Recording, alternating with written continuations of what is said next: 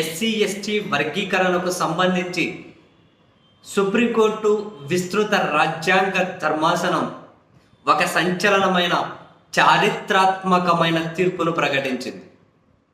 7 సభ్యుల విస్తృత రాజ్యాంగ ధర్మాసనం 6:1 రేషియోలో ఎస్సీ ఎస్టీ కోటాలో ఉప కోటా ఏ రాష్ట్రాలు అంటే రాష్ట్రాలు చేసుకోవచ్చు అని.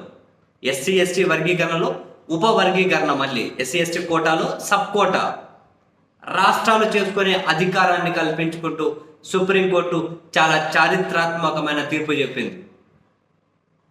ఎస్సీ ఎస్టీలలో సబ్ కోటా కావాలి అని చెప్పి ఎంఆర్పిఎస్ ఎప్పటి నుంచో పోరాటం చేస్తుంది. అసలు ఎంఆర్పిఎస్ పుట్టింది దానికోసం. ఎప్పటి నుంచో పోరాటం చేస్తూ ఉన్నారు. సుప్రీంకోర్టులో వాళ్ళు కేసు వేశారు, ఎప్పటి నుంచో ఫైట్ చేస్తూ ఉన్నారు.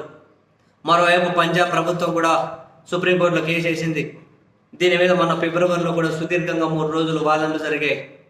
ఫైనల్గా సుప్రీంకోర్టు 7 సభ్యుల విస్తృత రాజ్యాంగ ధర్మాసనం దీని మీద తీర్పు చెప్పారు. 6:1 అంటే ఒక్క బేలా త్రివేది గారు మాత్రమే, జస్టిస్ బేలా త్రివేది గారు మాత్రమే ఎస్సీ ఎస్టీ కోటాలో సబ్ కోటాను వ్యతిరేకించుకుంటూ తీర్పు చెప్పారు.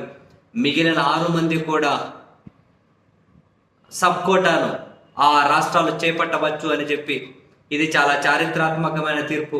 ఈ సందర్భంగా 2004లో సుప్రీంకోర్టు ఇచ్చినటువంటి తీర్పునే వాళ్ళు పక్కన పెట్టుకుంటూ 2024లో ఒక చారిత్రాత్మకమైన తీర్పునైతే ప్రకటించారు. ఇది కొందరికి ఆమోదం, అంటే కొందరికి సంతోషం, మరి కొందరికి బాధను కలిగించే విషయం.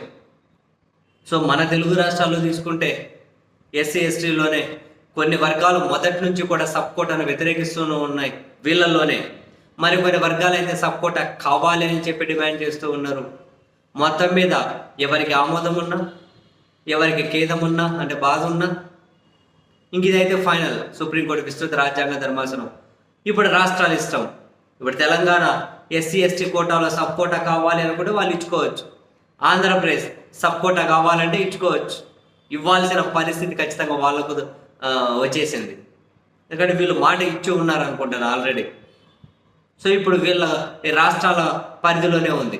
ఇన్ని రోజులు కేంద్రాన్ని చూపించో, లేకుంటే సుప్రీంకోర్టును చూపించో, ఈ మళ్ళీ ఎందుకులే ఆ తేరేతుట్టు లాంటిది కదపడం అని చెప్పి అనుకున్నారు. ఇప్పుడు సుప్రీంకోర్టే తీర్పు చెప్పేసింది. సో ఇప్పుడు రాష్ట్రాలు ఎస్సీ ఎస్టీ కోటాలో సబ్ కోటా కావాలి అంటే వాళ్ళు ఇచ్చుకోవచ్చు. సో ఇంకా మొత్తం తీర్పు కాపీలని కనుక వచ్చేసి క్లియర్గా చదివిన తర్వాత ఏమేమి మెన్షన్ చేశారో తెలుస్తుంది. బట్ ఇప్పటికైతే 7 విస్తృత రాజ్యాంగ ధర్మాసనంలో 6 మంది కోటాలో సబ్ కోటాకు అనుకూలంగా తీర్పిచ్చారు. కాబట్టి ఇది ఇంకా ఫైనల్ తీర్పు.